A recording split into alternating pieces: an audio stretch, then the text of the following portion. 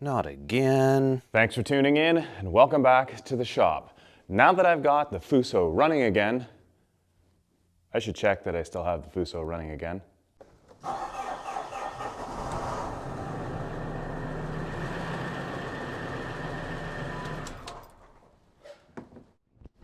Right. Now that I have the Fuso running again and I know it's still running, I've got a little bit of a side project that I need to get on today. That is my MMS 323W wheeled mini skid. That is a sheet of 1/8 inch steel. With all the nasty that's going on outside, Somebody remind me again, why do we live here? I am going to try and build a snow pusher blade for my mini skid.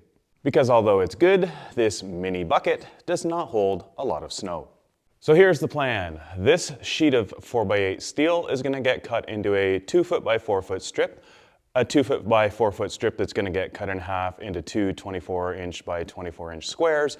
We're going to do a little bit of bending on the press brake, a bunch of welding, and see what we can come up with.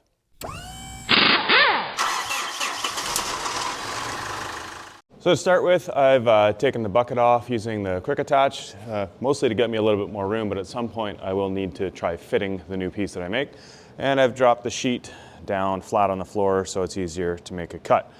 More importantly than that, I've fired up my diesel heater, so if you hear some clicking and popping and jet engine sounds in the background, it's this little guy here pumping out nice warm air.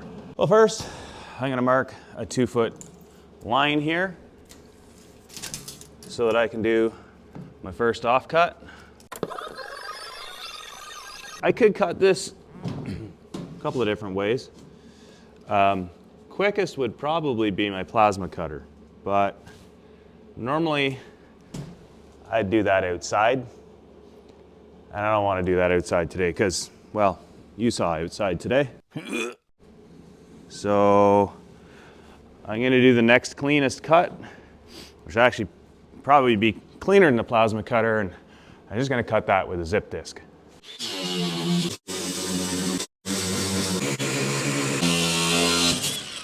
And after repeating that a second time, I can cut.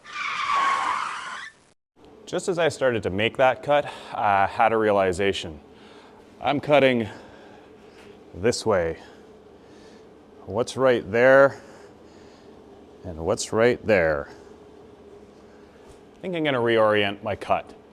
This feels a lot safer not shooting sparks at a gas can. Before I move on to the next step of bending, I'm going to use the flap disc on the edges that I just cut just to get rid of the burr. If you're interested in the stuff that I use during this build, keep an eye out for the little link truck and check the video description for links and more information. Unfortunately, when I brought this sheet of steel home, there was a lot of snow going on and it got a layer of snow frozen to the outside of it. So I ended up with a layer of rust on the backside. So my next step, I'm gonna try my orbital sander with like a 150 grit just to see if I can knock the big stuff off. I'm not looking to get a paintable finish here, but it's a lot easier to do this when the sheet's flat before I put any bends in it or weld any corners into it than it would be to try and clean that all off after we do all of that.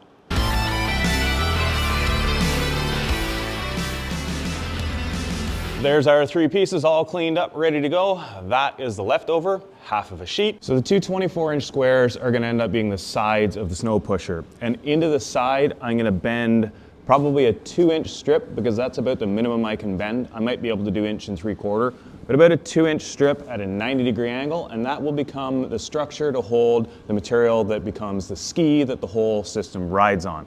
So 2 of these need a 90-degree bend about 2 inches in.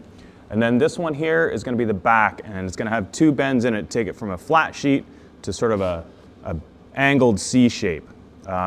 Where I'm going to put those bends, I need to pull out the quick attach plate and see how far apart I can make them.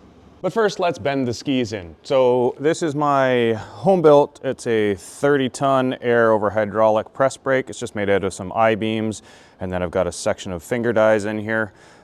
This is made out of 2x2 steel angle sitting on top of 2x2 steel angle to give us a V, and I've got a very, very basic backstop in there, and don't worry, I'm sticking my finger underneath here, but it can't fall because I've got some stop blocks in there. So the idea here is we take the stop blocks out, we let the air cylinders that are on the side that are holding it up, lower it down, and then we apply the pressure from the hydraulic jack and make us a 90-degree bend.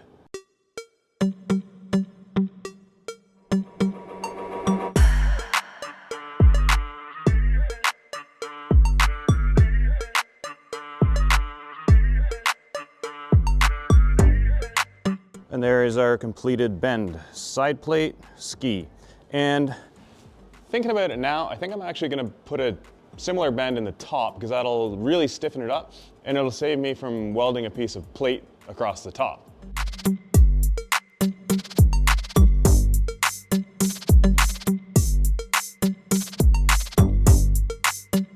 Really struggling with air supply today. Pretty sure my airlines are freezing up and that's limiting the volume of air that's getting to the jack, which is really slowing down the process. Not that that press brake is quick to begin with, but it's even slower now. And there we have the start of two side plates. Both got 90-degree bends, well, ish. I didn't quite get 90 on this last one. It's pretty close, but we'll use that for the top side. In order to know where I want to put the bends in the back plate, I need the quick attach plate. This quick attach plate is off Amazon and it's close, but what doesn't quite work on these is, well, the top's too long in here. It gets in the way of the pins and it gets in the way of the cylinder. So need to notch the back out. Maybe I'll get it so that you can actually see what I'm talking about. So we're hitting the pins here. We're hitting the cylinder mount here. It's just a matter of notching this plate up, across, and down. So something kind of roughly along here-ish. And like, whoop, whoop. I'm gonna take this piece out.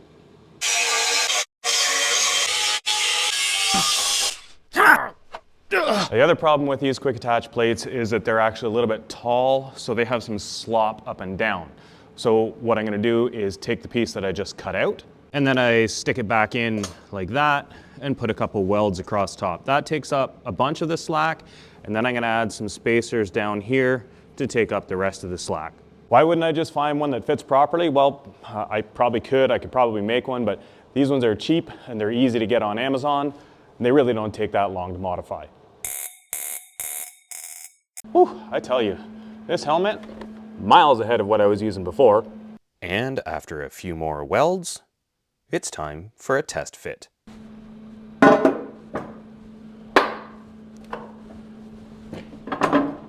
There we go. Lots of clearance. Like I said, it's still got a little bit of up and down slop, which I'll take care of the spacers on the bottom, but it's half of what it was before.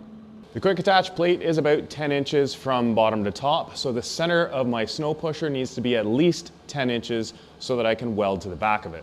I'm gonna give myself a little bit more. I'm gonna go 11 in the center, so there's gonna be one bend here, and I'm actually gonna do two little bump bends here. See how it turns out. That's a rough plan anyway. I don't know if you can tell, but I'm kind of making this up as I go. But before I can make a 4-foot bend, I have to add more tooling. There we go.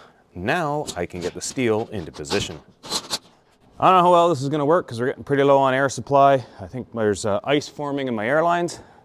We'll give it a try.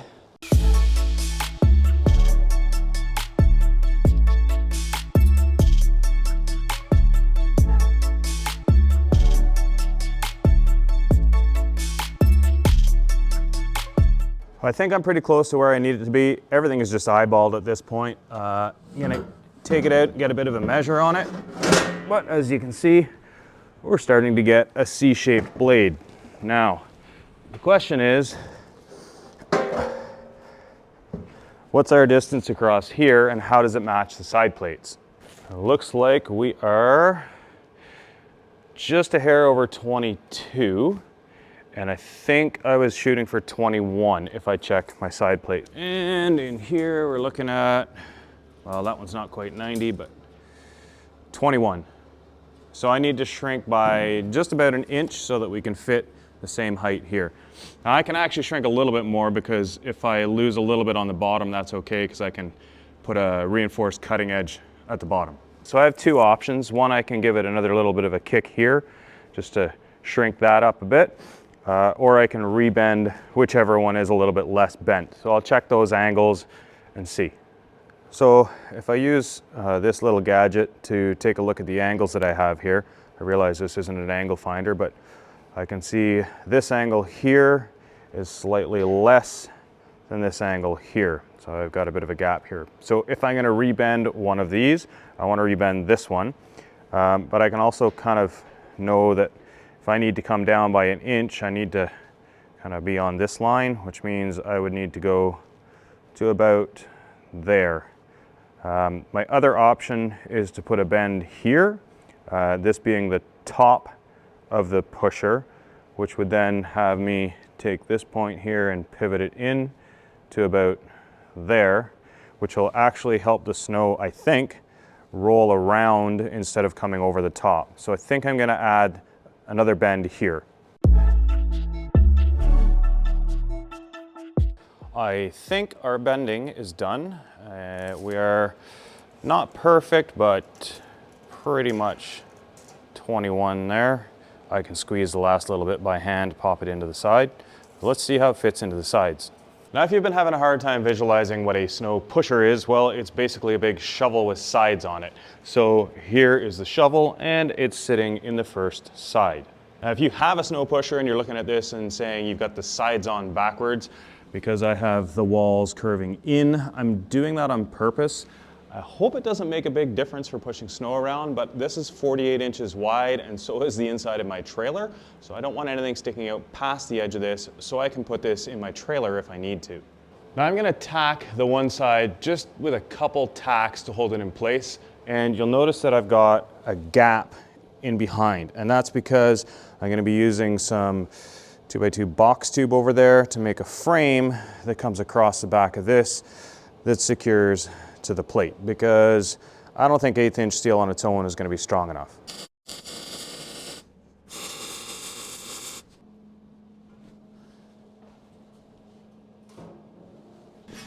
Now I can slip the other side on,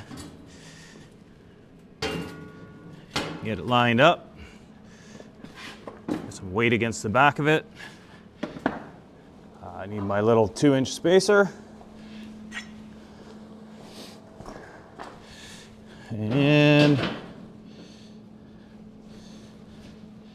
then we can tack it. That is good right there. My welder's over there and I'm over here.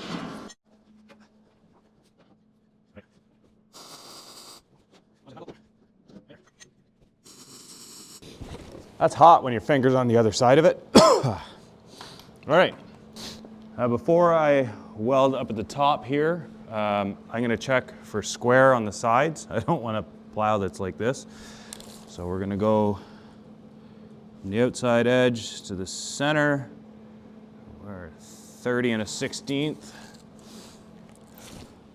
And from the outside to the center, and we're 30 1/16.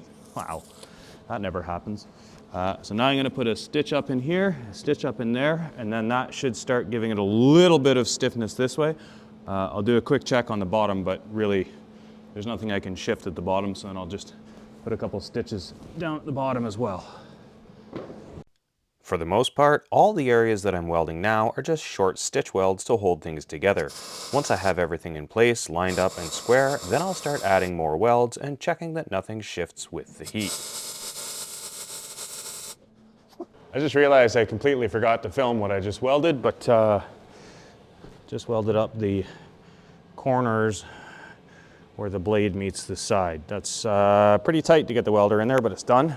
And now I'm gonna cut a chunk of this 2x2 box tube to start the frame across the top. Actually, I'm not gonna cut one. I'm gonna cut 2. And I'm gonna put them on the back so that they're 10 inches apart on the outside, which is the same as my quick attach plate. Where's my quick attach plate? There's my quick attach plate. And that should give sufficient structure for me to push against. I'm also going to put a box tube from here to here, some angle across the bottom, and then some flat bar going from here down to the base to give it bit more strength along the edge where it's actually got the most load.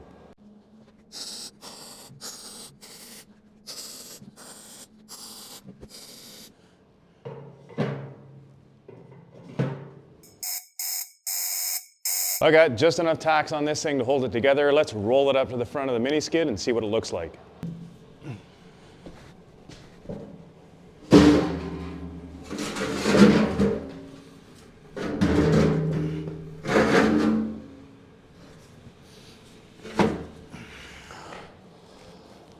Something like that. So we're pretty close to lined up height-wise for where the quick attach plate will be, and I've got a little bit of room on the arms that I can still go down, which is good, because if I go over a hill or into a drop, I can have it go below where it is now. Looks like we've got pretty decent width compared to the tire track, so we're outside the tire, that's good. And that's gonna push a lot of snow. That is not small. Now, aside from all the welding that I still have to do, I do have to put some kind of triangulation gussets to go from somewhere along the back in close to the middle out to somewhere near the front on the side so that they don't just splay out sideways when they got a load of snow in them. I'm also gonna add a back dragging blade across the front so that you can take this, tip it like that, and drag backwards. And of course, that is not good enough for a cutting edge, so I'm gonna need to reinforce along here, along with the backside, and probably put something along there that's removable so that I can refresh the edge without rebuilding the whole pusher. But my diesel heater is almost out of diesel. I am out of energy and time, and that's as far as I'm gonna get done today. I hope you enjoyed that video. Thanks for sticking around, thanks for watching, and we'll see you next time.